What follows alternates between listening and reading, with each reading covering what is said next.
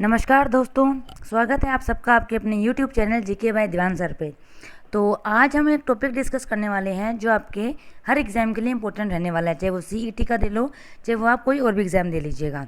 तो ये जो टॉपिक है इसका नाम है अपना कवि व उनकी रचनाएं।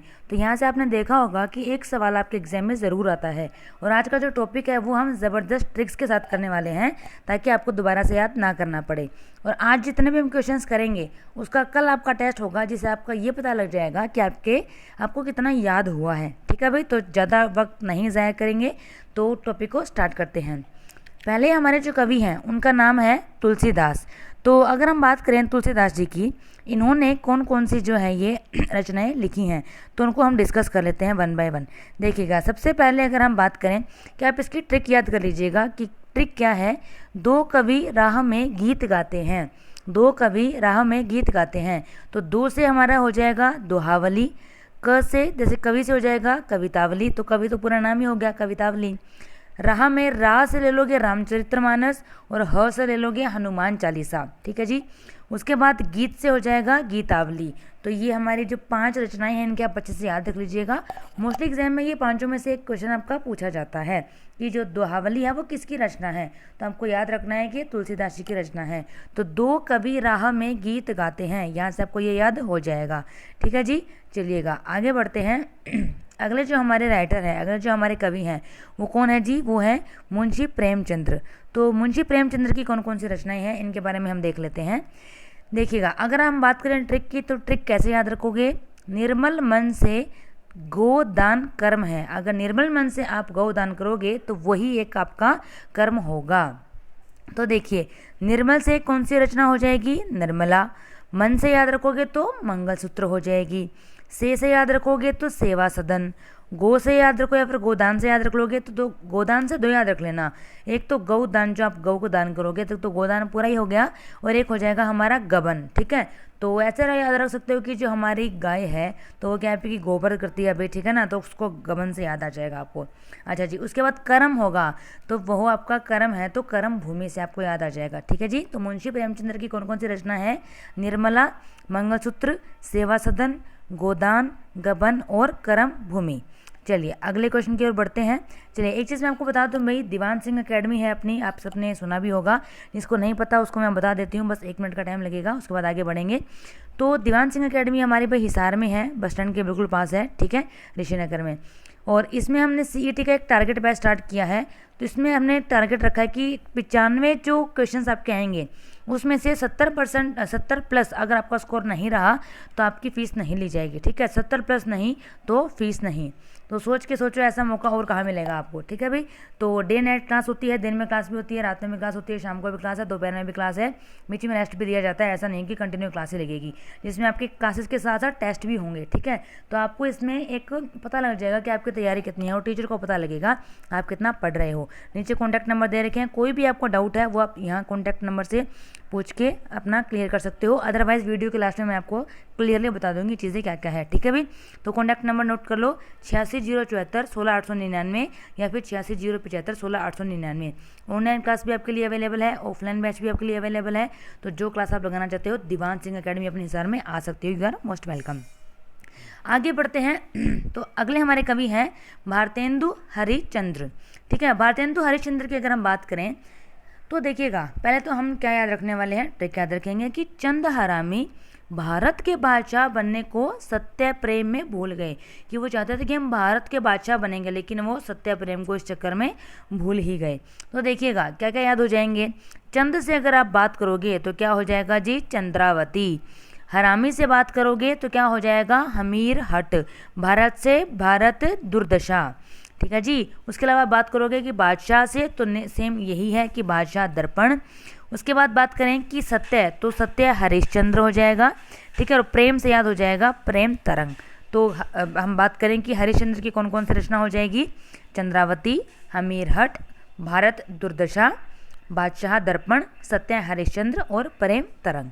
तो कल आपका इसी टॉपिक के ऊपर टेस्ट होने वाला है भी, एमसीक्यू बेस्ड में आपके लिए टेस्ट लेकर आऊँगी।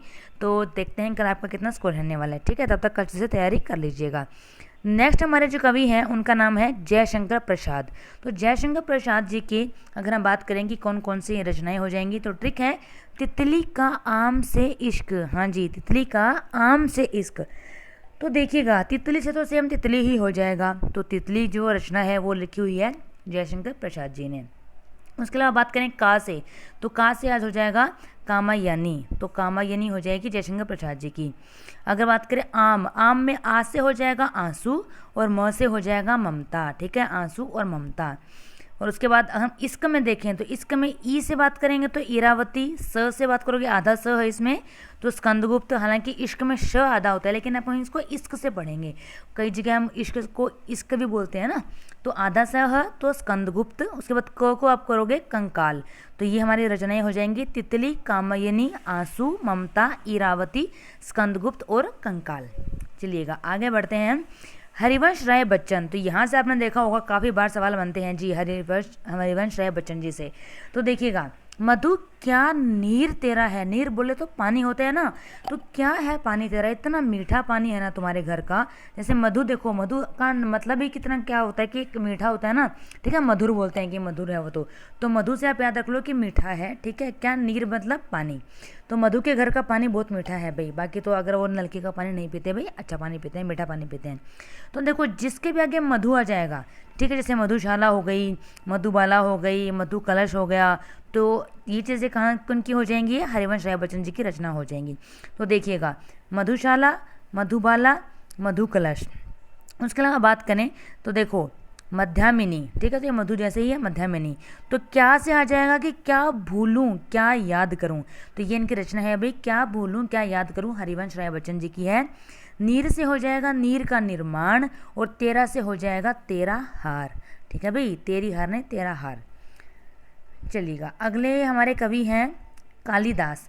तो कालिदास जी की अगर हम बात करें तो पहले तो हम ट्रिक बता देती हूँ मैं क्या है कि विक्रम रघु अभी मेघा से रात में कम मिलो। तो अभी आपने देखा होगा कि नाइट में लॉकडाउन के टाइम मतलब कोविड के टाइम पे लॉकडाउन लग जाता था, रात में कर्फ्यू लग गए थे, ये सब हो गया था, है ना।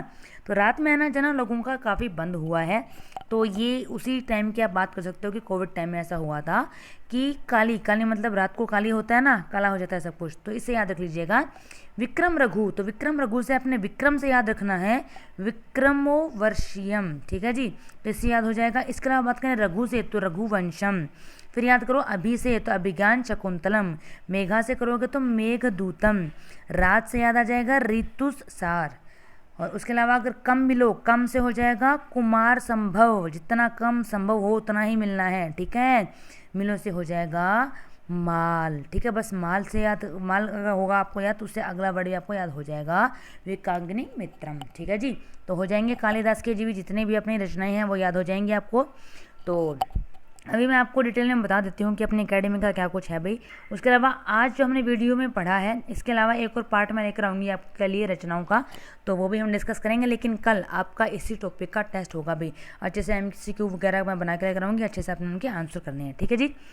देखिए दीवान सिंह एकेडमी है और सफलता का एकमात्र रास्ता मेहनत, ये हमने इसकी टैगलाइन रखी है। तो ये हमारी है भी कहाँ, हिसार में है, न्यू ऋषिनगर की बात करें बस स्टैंड के पास, ठीक है, ऋषिनगर बस स्टैंड। देखिएगा हरियाणा SSC अगर हम बात करेंगे कंप्लीट कोर्स जिसकी टाइमिंग 9 से 2 है, वो तो हमारा क्या है कि सिंपल बैच है, हमारा नॉर्मल बैच, ठीक है ना। तो ये तो हो जाएगा हमारा नॉर्मल बैच। इसकी फ़ीस आपकी 7200 रुपये है। कितनी है जी, 7200 रुपये, ठीक है जी, ज़्यादा कुछ इसमें नहीं है। इसमें टाइमिंग आपकी 9 से 2 रहेगी। इसमें आपको कंप्लीट सिलेबस करवाया जाएगा, ठीक है जी, 3.5-4 महीने में जब तक हो जाता है। हाँ, अब कोई एडमिशन लेता है तो उसके लिए क्या है, मान लो अगस्त में आपका एग्जाम है तो अगस्त तक आपका सारा सिलेबस कंप्लीट करवा दिया जाएगा।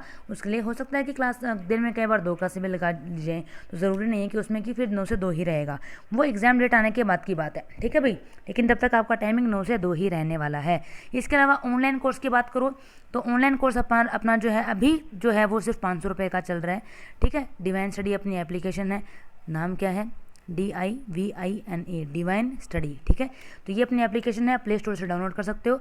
900 रुपये का था पहले, उससे पहले 1100 का था, फिर 900 का हुआ, अभी क्या हमारा मात्र 500 रुपये में मिल रहा है। तो आप क्या उसको वहाँ से परचेज़ कर सकते हो। जो बच्चा हिसार नहीं आ सकता, जो अपना घर से बाहर नहीं निकल सकता, उसके लिए, जिसको धूप वगैरह लगती हो, कई बार मजबूरी भी हो जाती है बच्चों की कि वो नहीं आ सकते। ठीक है, इसके अलावा टारगेट की बैच की बात करते हैं। टारगेट बैच में अपने पास 2 चीज़ें हैं भाई। ठीक है, देखिए 70+ अगर आपका नहीं आया, कितने में से, 95 में से, उसकी फीस मैं बता देती हूँ क्या है। डे नाइट क्लास रहेगी उसमें। ठीक है, सुबह 9 से 2 क्लास है, उसके बाद 2 घंटे का रेस्ट है आपका, 2 से 4 रेस्ट होगा, 4 से फिर 8:30 तक क्लास है, 8:30 से 9:30 आपका रेस्ट है, 9:30 से फिर 12-1 बजे तक आपकी क्लास रहती है। जब तक आपकी हिम्मत हो पढ़ने की, तब तक टीचर आपको पढ़ाएंगे। ठीक है जी, अब देखो 70+ नहीं आया, मतलब 95 में से अगर आपका 70 या 70+ स्कोर रहता है तो आपकी फ़ीस कितनी है, 25,000।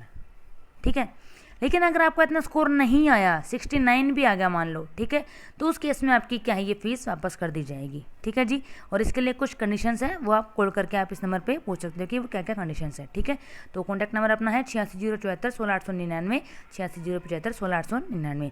उसके अलावा एक और चीज़ क्या है, जो बच्चा, देखो इसमें तो जो हमने डिस्कस किया 25,000 वाला, इसमें C और D ग्रुप दोनों आएंगे, लेकिन जो बच्चा सिर्फ D ग्रुप की तैयारी करना चाहता है, ठीक है ना, CET में सिर्फ D ग्रुप की तैयारी करना चाहता है, उस बच्चे की क्या है, उसकी फ़ीस है अभी 10,000 रुपये है। स्टार्टिंग में आपको 10,000 सबमिट करवानी है एक साथ। ठीक है, लेकिन मान लो आपका जब एग्ज़ाम क्लियर हो जाएगा, जब आपका रिजल्ट आ जाएगा, आपका सिलेक्शन हो जाएगा, उसके बाद आपको क्या है कि 40,000 और देने हैं, तो टोटल मिला के 50,000 उसकी फ़ीस हो जाएगी। ठीक है, 10,000 अभी देना है और 40,000 क्या है, सिलेक्शन के बाद देना होगा, तो टोटल 50,000 हो जाएगा। तो जो बैच आप खरीदना चाहो, 500 वाला, 7200 वाला, 25,000 वाला या 50,000 वाला, वो आपके हाथ में है, कोई भी परचेज़ कर सकते हो। बस मकसद ये होना चाहिए आपको कि मैंने सरकारी नौकरी लगना ही लगना है इस बार।